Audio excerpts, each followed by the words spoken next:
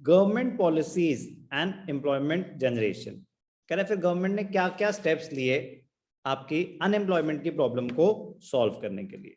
Government has taken many initiatives to generate acceptable employment, ensuring at least minimum safety and job satisfaction. For example, MGNREGA, Mahatma Gandhi National Rural Employment Guarantee Act, MGNREGA 2005. It aims at enhancing the livelihood security of people in rural areas by guaranteeing 100 days of wage employment in a financial year to a rural household whose adult members volunteer to do unskilled manual work.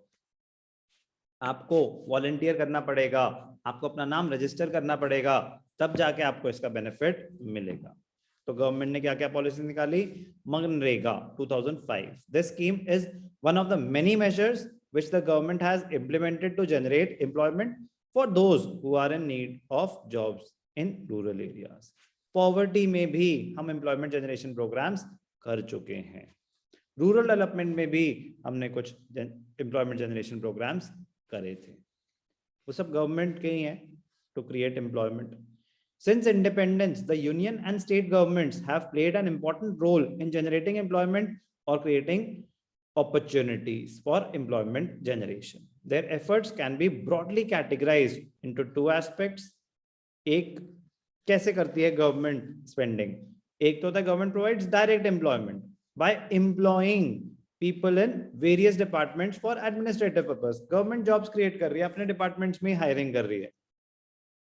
It also runs industries, hotels and transport companies, public sector enterprises, इसमें government की investment है, higher करते हैं लोग, and hence provides employment directly to worker. तो एक तो होता है कि गवर्नमेंट खुद काम कर रही है, अपने ऑफिस में आपको जॉब्स दे रहे हैं, तो वो तो क्या डायरेक्ट एम्प्लॉयमेंट।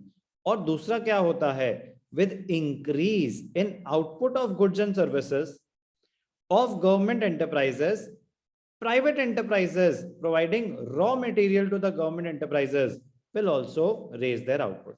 गवर्नमेंट स्पेंडिंग बढ़ेगी, गवर्नमेंट स्पेंडिंग नेशनल इनकम का पार्ट होता है, एडी का पार्ट होता है।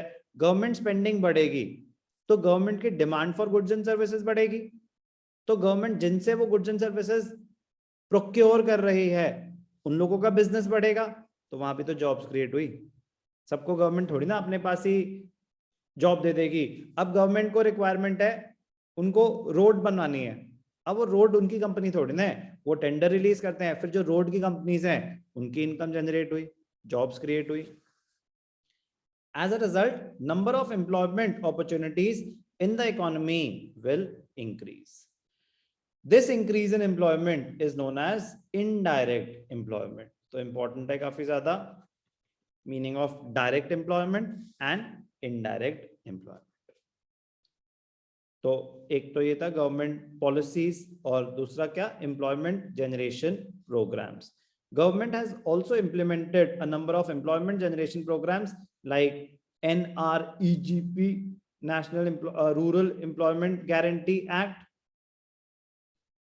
आपका प्राइम मिनिस्टर्स रोजगार योजना PMRY, SGSY, SJSY, ये सारी चीजें हम ऑलरेडी पॉवर्टी में कर चुके हैं. Government aims to alleviate poverty through such employment generation programs. All these programs aim at providing employment services in primary health, education, rural shelter, etc. These programs also aim to assist people in buying income and employment generating assets, developing community assets and construction of houses and sanitization. Students are advised to refer chapter 4 for poverty alleviation programs. They have already been discussed in chapter 4. तो यहाँ पे क्या हमने पढ़ा, government ने करा क्या, कह रहे गवर्नमेंट ने काफी पॉलिसीज इनिशिएट करी, काफी एम्प्लॉयमेंट जनरेशन प्रोग्राम्स लॉन्च करे. दो तरीके से टारगेट करती है गवर्नमेंट एम्प्लॉयमेंट जनरेट करने पे, एक डायरेक्ट एम्प्लॉयमेंट और एक इनडायरेक्ट एम्प्लॉयमेंट. डायरेक्ट एम्प्लॉयमेंट में वो खुद जॉब्स दे रही है लोगों को, इनडायरेक्ट एम्प्लॉयमेंट में उनकी demand for goods and services की वजह से प्राइवेट सेक्टर ग्रो कर रहा है. Direct employment, indirect employment important है।